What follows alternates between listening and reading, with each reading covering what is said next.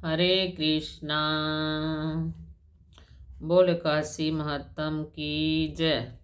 आज मैं आपको षटतिला एकादशी का महात्म सुनाने जा रही हूँ, जो कि 25 जनवरी को इसका व्रत रखा जाएगा, क्योंकि षटतिला एकादशी जो है 24 जनवरी को रात को 7:25 पर लग रही है और सूरजमुख होने के कारण यह 25 को ही रखी जाएगी और 25 की रात को 8:30 बजे 8:31 तक एकादशी है। उसके बाद द्वादशी लग जानी है।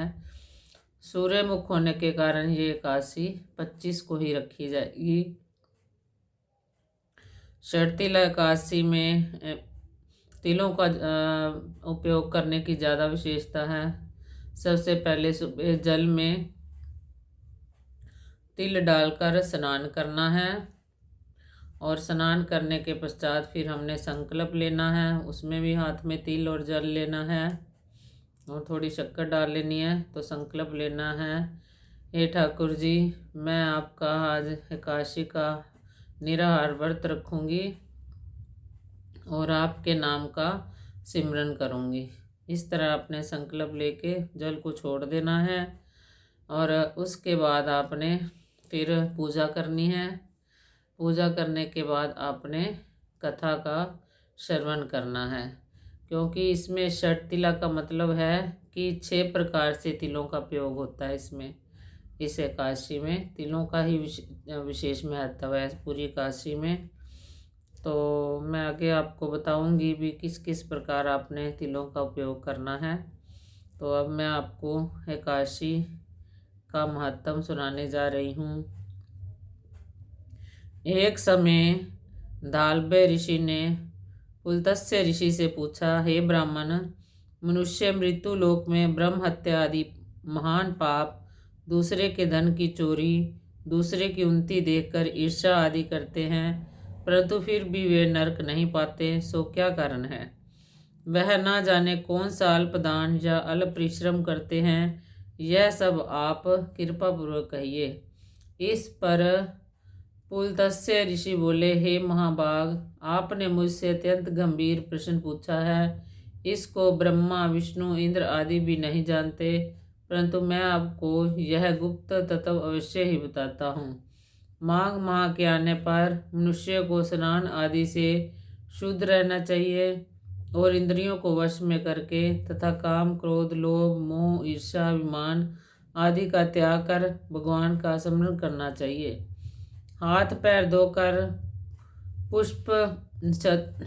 पुष्य नक्षत्र में गोबर, कपास, तिल मिलाकर कंडे बनाना चाहिए। वह इन कंडों से हवन करें और यदि इस दिन मूल नक्षत्र और द्वादशी हो तो नियम से रहें। स्नान आदि नित्य क्रिया से शुद्ध होकर भगवान की पूजा कीर्तन करना चाहिए।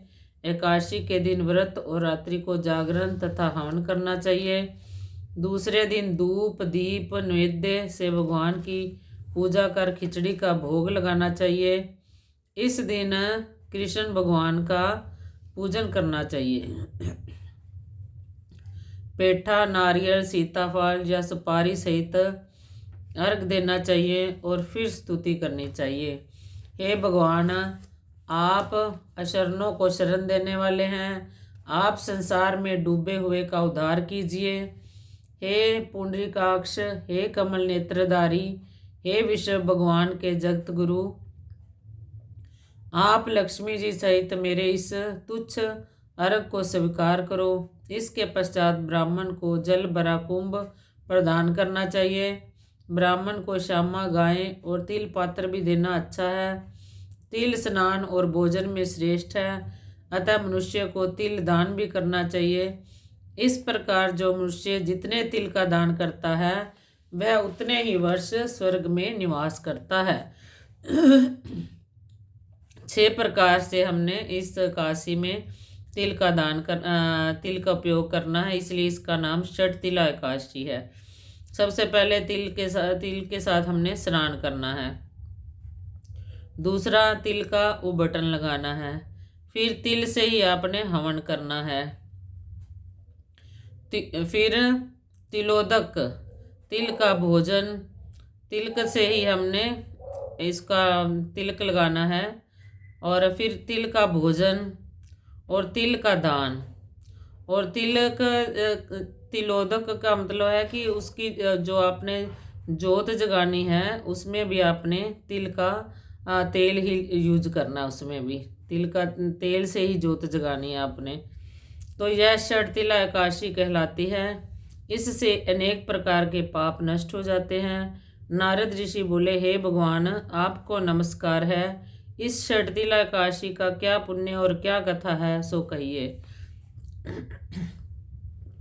श्री कृष्ण भगवान बोले, हे नारद, मैं तुमसे आंखों देखी सत्य घटना कहता हूँ। प्राचीन काल में मृत्यु काल की सत्य घटना कहता हूँ।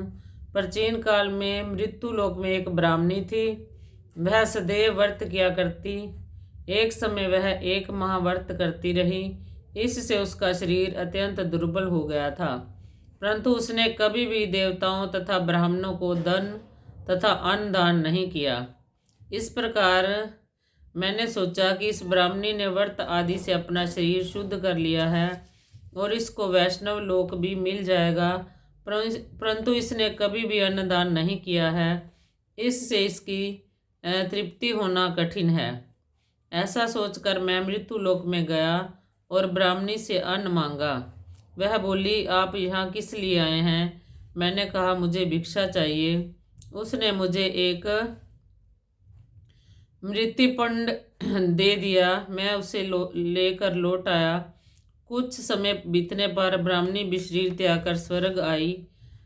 मृत्युपंड के प्रभाव से उसे एक आत्मगृह मिला, परंतु अपने को वस्तुओं से शून्य पाया। वह मेरे पास आई और बोली, हे भगवान, मैंने अनेकों व्रत आदि से आपकी पूजा की है, परंतु फिर भी मेरा घर वस्तुओं से शून्य है। मैंने कहा, तुम अपने गृह जाओ और देव स्त्रियां तुम्हें देखने आएंगी। जब तुम उनसे षटतिला एकादशी का पुण्य और विधि सुन लो, तब ही द्वार खोलना। भगवान के वचन सुनकर वह अपने घर को गई और जब देव स्त्रियां आकर द्वार खुलवाने लगी, तब ब्राह्मणी बोली कि यदि आप मुझे देखने आई हैं तो षटतिला एकादशी का महत्व कहिए। उनमें से एक देव स्त्री बोली, सुनो, मैं कहती हूँ। जब उसने षटतिला एकादशी का महत्व सुनाया, तब उसने द्वार खोला। देव स्त्रियों ने उसको सब स्त्रियों से अलग पाया। ब्राह्मणी ने भी देव स्त्रियों के कहे अनुसार षटतिला का व्रत किया और इसके प्रभाव से उसका घर धन धान्य से भरपूर हो गया। अतः मनुष्य को षटतिला एकादशी का व्रत करना चाहिए।